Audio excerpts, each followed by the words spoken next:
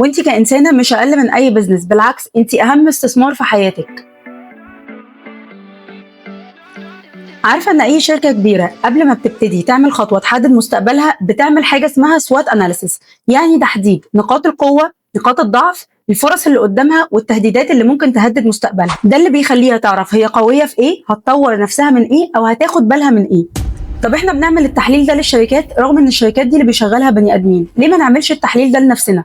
كل واحد مننا عنده احلام وعنده طموحات، عنده نقط ضعف وعنده نقط قوه.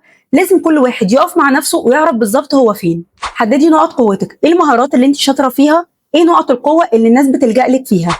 حددي نقط ضعفك، ايه العادات اللي بتعطلك، ايه الحاجات اللي انت محتاجه تطوريها الفتره اللي جايه او تحسني منها. الفرص، ايه التجارب اللي قدامك اللي انت ممكن تستفادي منها دلوقتي، سواء كانت تجارب او اشخاص او موارد ممكن تستفادي منها.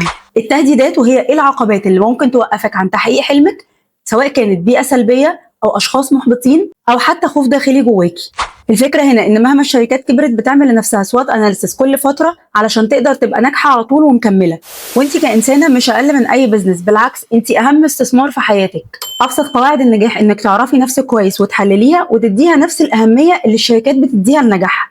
خليكي ديفا، خليكي ليدي.